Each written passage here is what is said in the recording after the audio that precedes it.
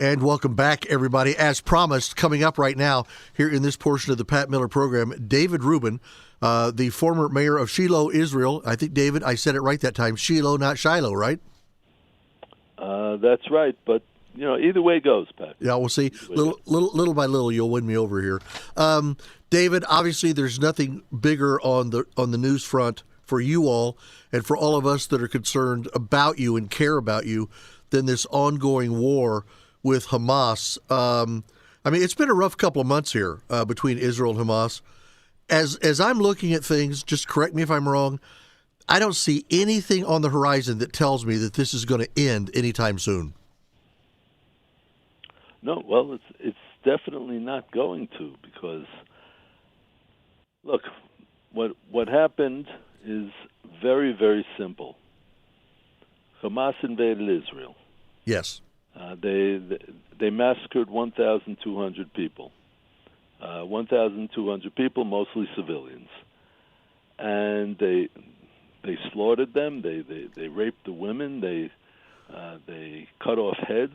They burned babies alive. And they took 240 hostages with them into Gaza, down into the tunnels. They have an elaborate tunnel network that they built under Gaza to hide the weapons, and in this case, to hide the hostages as well.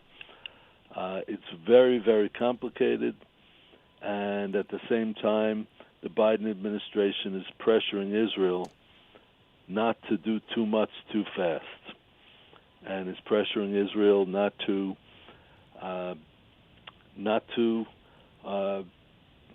stop any trucks with humanitarian supplies come in.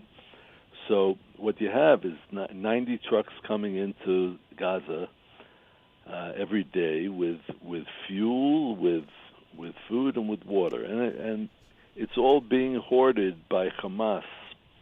The terrorists are taking control of everything, and they're using it to fuel their war. So it's kind of like, Biden is saying, here, we'll give you the ammunition to fight your war. At the same time, we want you to put one hand behind your back. Yeah. And that's what's happening, and that's why it's going to take a lot longer than we had hoped. Let me ask you this. I had actually heard a statement that you had made on New Year's proclaiming that your country, Israel, is actually preparing for a prolonged fight. Now, I understand that some troops, and some people thought this was the beginning of a ceasefire, where Israel is now saying that they're going to pull some of their troops out of Hamas and pull them back into Israel. But is that to pull them out, or is that to pull them back so that they can regroup and then they can go back in? And then at that point, maybe you've got at some point 25 to 35% of your forces in Gaza replenishing each other, and that way the forces stay more fresh. Is that what I'm understanding? Okay, so now you're explaining why, or you're asking why the war seems to have slowed down a little bit. Well, yeah. Look, from our perspective, there are certain advantages. Where we're still going full force in the south of Gaza, which is where most of the Hamas terrorists and leadership are ensconced, and possibly the hostages as well. Mm-hmm. And secondly, Israel has a very good economy. We're a country that is a high-tech wizard, and we have an economy, though, that is pretty much on hold. Everything kind of stopped for this war because all of, we're a tiny country about the size of New Jersey, and all the reservists had to come out to fight. So we have all of these prime age workers in their 20s and 30s and 40s mm-hmm. who are out there on the battlefront and who aren't going to their regular jobs. So this was an opportunity to be a little bit more focused in certain tasks. A lot of the war has been successful, so we're taking it a little bit slower. A lot of the soldiers were sent home for a short period of time. There are some communities where I live in Shiloh and surrounding communities. There are, I'd say, about 80 or 90% of the families don't have husbands who are at home because they're out of the battlefront, and that's the story across Israel. So there are some advantages for them to get back to work for a while and to see their families, because the social damage is enormous. And I could tell you, as the head of the Shiloh Israel Children's Fund, that the social damage is enormous. Yeah, as one might imagine. We are talking again to our great friend, David Rubin, who is the former mayor of Shiloh, Israel, and he is the founder of the Shiloh Israel Children's Fund, and you don't have to go looking for all that. You can just go to israelchildren.org. That's israelchildren.org, and you can find out a little bit about what's going on down there, and should I forget to say it later in the broadcast, David has written just a slew of books about a lot of things, some of it in relationship to the United States and to Donald Trump. And you can find his books at davidrubinisrael.com. Rubin, R-U-B-I-N. That's davidrubinisrael.com. David, some are saying that it's disheartening to hear that the war between Israel and Hamas isn't likely to end anytime soon, but to know that there is now a more measured fight on the part of Israel in this conflict, and to also know that Israel needs to be paying some pretty close attention to your northern border with Lebanon as much as the southern border with Gaza, because you don't want to get caught blindsided there either. Some are saying that it's disheartening that the war isn't ending anytime soon. I think maybe I would be more disheartened, just me over here in Indiana watching all this, if it did anytime soon end, because I think that you'd be wrapping up the carpet too soon. Yeah, I agree with you. I agree with you, Pat, and most Israelis agree with you. You should know that there is support. An overwhelming majority of Israelis are totally behind the government in fighting this war, totally behind the army in fighting this war. And so, the home front is strong, and people want to see an end to the Hamas terrorist organization, and people want to see an end to the Hezbollah terrorist organization, in Lebanon. And basically, you have to remember that Iran is pulling the strings with both of those terrorist organizations, and so people have just had it. People, after that massacre, and after we see the games that they're playing with our hostages, it's our people, it's their hostages. People are very upset and very, very angry, and there is hardly anybody in Israel who wants to see the war stop until its missions are completed. At the start of this conflict, Netanyahu, who we have always known, I don't want to say he's a warmonger, but he has always been a fixed person on the stage when it comes to protecting Israel, and to say we have got to do everything for Israel first, or nothing else really matters for us. Yes. And I so stand with that. His words at the start were, this conflict will not end until there is no more Hamas anywhere on the planet. Is that still the goal of the Netanyahu government, or are they having to back that down a little bit? Well, it's still a stated goal. I'm not sure. I'm not sure if it's going to be carried out fully, but the people certainly want that to happen. Look, Netanyahu he always had a reputation as being strong on defense.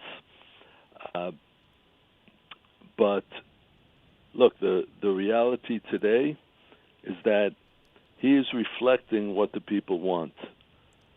The people want this war to accomplish its goals. And that means both in the South and in the North. And you should know that a lot of people have left their homes in the South, and I mean almost everybody. And a lot of people have left their homes in the North because of the missiles being fired from Hezbollah and from Hamas. So those people are refusing to go back to their homes until the Israeli government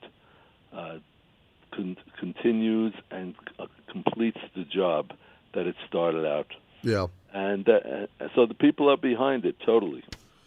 Talk to me real quick. We're running out of time, but we're talking to David Rubin from Shiloh, Israel. And David, again, thank you very much for being available today. I know that with the 7-hour or so time difference between you and us, it's always a real stretch for you to be available to us here on the program, and I always appreciate it. I hope you understand that. But in the midst of all of this, and in the midst of all of this fight and all of this ongoing thing, this is not the first time that Hamas has showed themselves. I'm getting a little tired of our media misinterpreting what it is that you people do and what you think. You didn't, look, you're not friends with Hamas, but you did not attack Hamas. Hamas came across your southern border and attacked, as you said, about 1,200 men, women, and children, raping, killing, maiming, taking hostage, and taking them down into their tunnels, these secret tunnels that they have there in Gaza. These tunnels present quite a problem for the Army, doesn't it? Because you just can't go in there with flamethrowers. You might have some pretty innocent hostages down there. So this is not a quick, easy thing to do. That's right. That's right. There is always the thought of not wanting to harm hostages. So it's very complicated. The Israeli intelligence is working overnight trying to locate those hostages. And the soldiers have to be very careful. It's not because we're so worried about the Hamas supporting civilians. The civilians of Gaza are, 95% of them support Hamas. They're our enemies. They're not innocents. Right. So you have to remember that. I get really troubled, David, when I hear some of the members of our Congress on Capitol Hill in this country, and I will just say almost totally Democrats, who sit there and they wrap themselves in the Hamas flag, and it's not even so much the Palestinian flag. The actions that they want to take and the things that they support are not really in support of Palestine as much as they are in support of Hamas. The one thing I would point out one more time, David, before I let you go, is everybody talks about how Israel is so unfair and nothing. Israel is 20% Arab. Okay, when I was in Israel in March, when Kim and I were there, I was stunned because I had been there in '79 and this was not the case.